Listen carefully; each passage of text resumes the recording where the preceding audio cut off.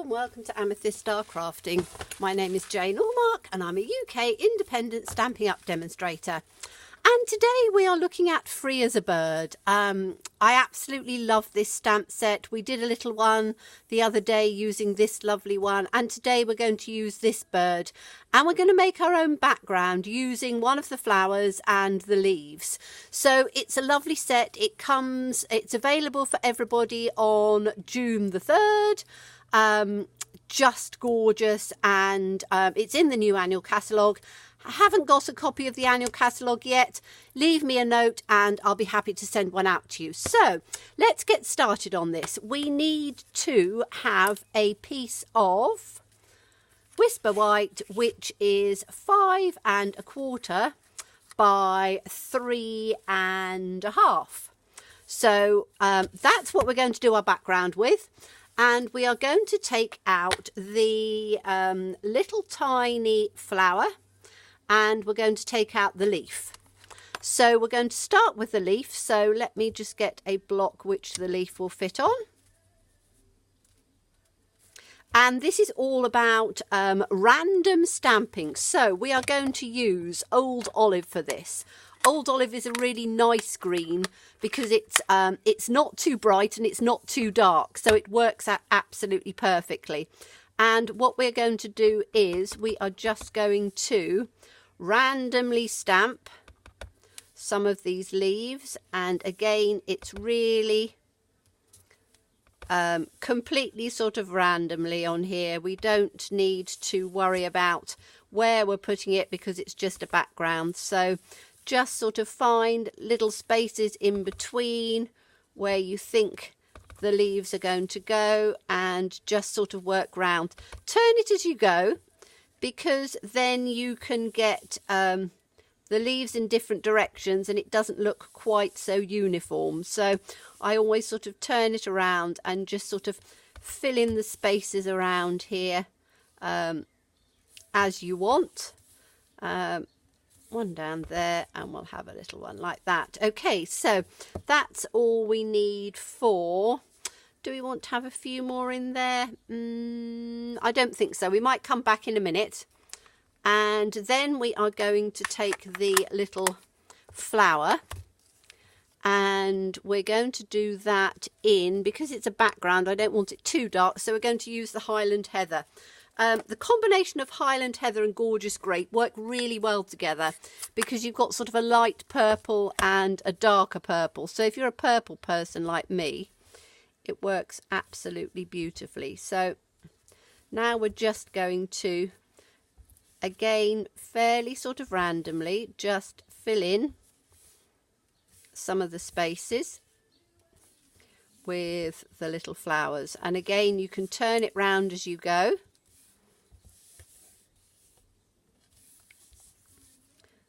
And just fill it up. Let's put one up on there. One in between there. One off on the corner there.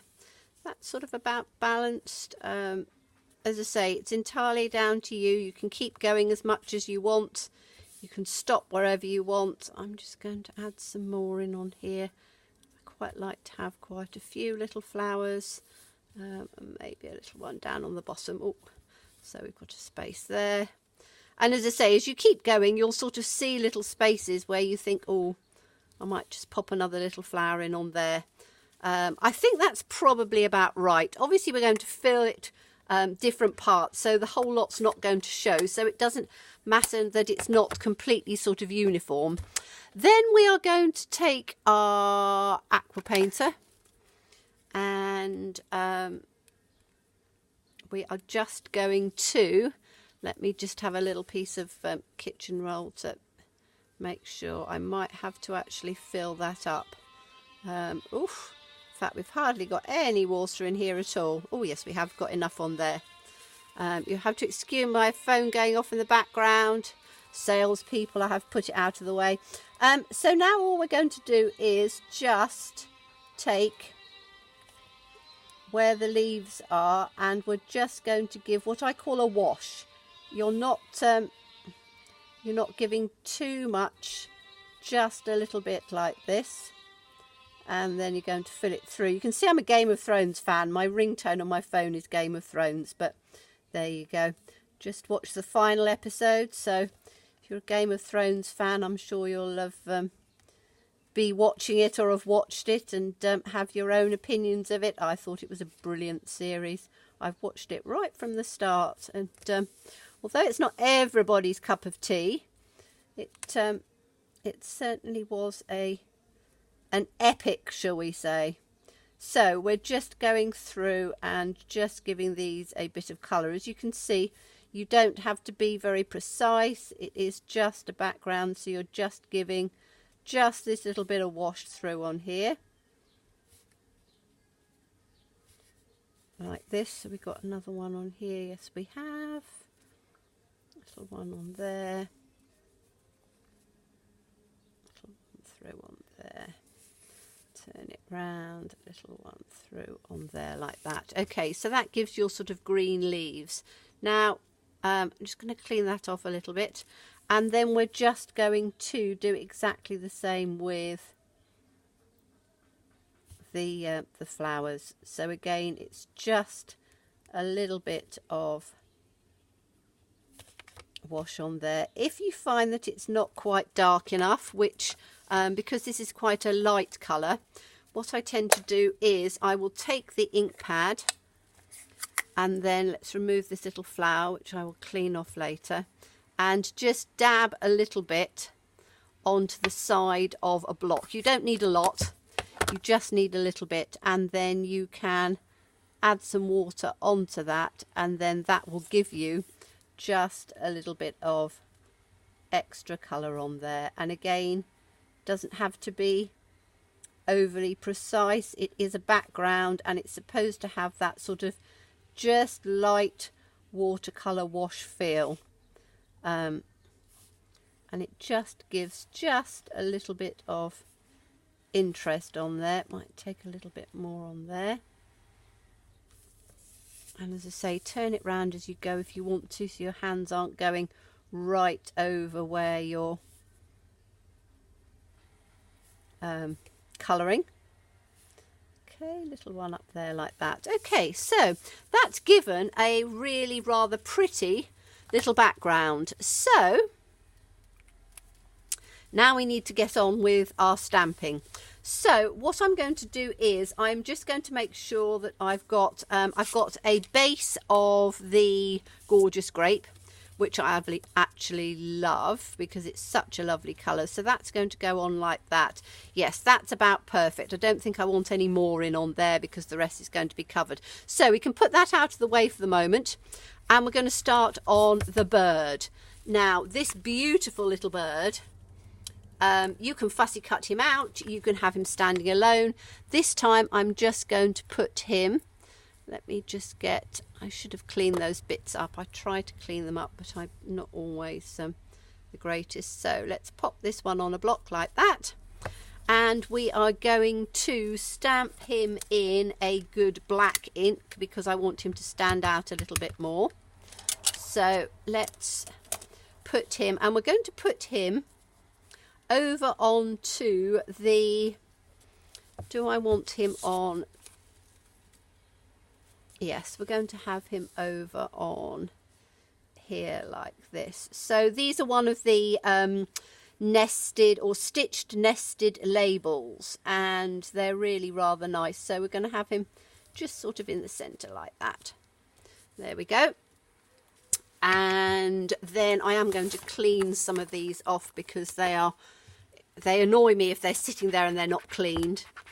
So I like to try and get some of them as clean as I can before I put them back in their cases, because otherwise it's they start drying out. It's a nice warm day today, so I just need to clean these so that then they're ready to go back in their cases. Otherwise, as I say, it will annoy me. Little things annoy people, and not having my stamps cleaned annoys me. So right, that's better. Now I'm back in where I need to be.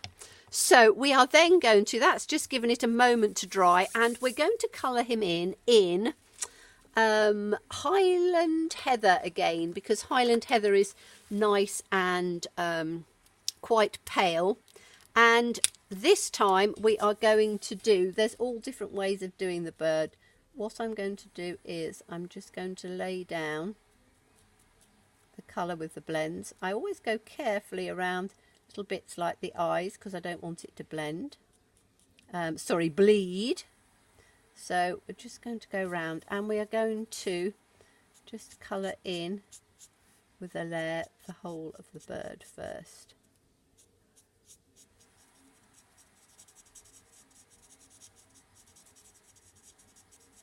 The blends are beautiful. I do struggle getting the lids off, but then I have arthritis in my hands, so lids and things can be quite difficult. I've heard all sorts of tips and things using rubber things to hold on to them, but unfortunately when I do that I tend to pull all the insides out, so I just have to be a bit careful with them. If you have arthritis, then do be aware of that, but I think that's the same with probably most lids and caps. You just have to be a little bit careful. Okay, so we've done him all in the one colour, and now we're going to take the dark and we're just going to add some highlights. Now the nice thing is, if you look, as I said before, with line drawings, if you follow where the lines are, they give you the natural shadow because that's what they've been designed to do. So literally where there is, I'm going to do just a little bit underneath where the wing is anyway, and then down on here, just sort of flick it up a bit, and on the top of his head there, and down on his back there, to just give a little bit of definition. And I'm just going to do underneath the base of his tail there, and underneath on his tummy a little bit. Okay, then we can go back to the light again, and we're just going to give just a little bit of blend through on there, not a lot, but just a little bit, so that it doesn't it just blends it through a little bit. And again, I'm just doing little sort of light flicking strokes because I don't want it to be too much. Okay, so little beak on this one. I think I'm going to use the dark Daffodil Delight. So let's do his little beak in the dark Daffodil Delight, like that. Beautiful. So that's our little bird.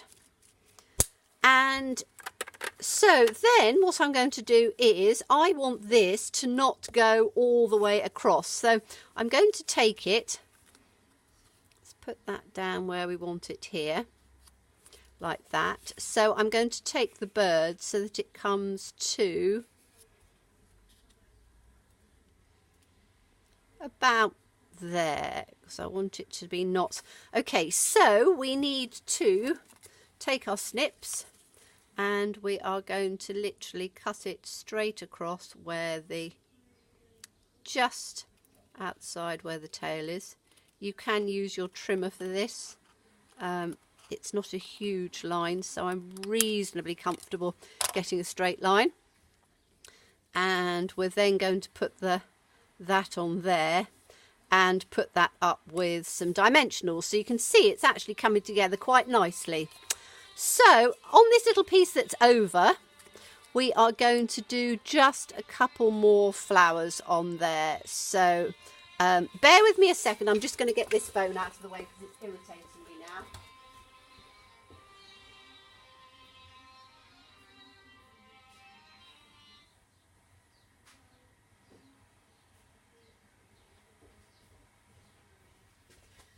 Right, sorry about that. As I say, I get sales calls, unfortunately, sometimes during the day, and it does really annoy me. So we are going to just, on this little scrap piece, as I say, I never waste anything.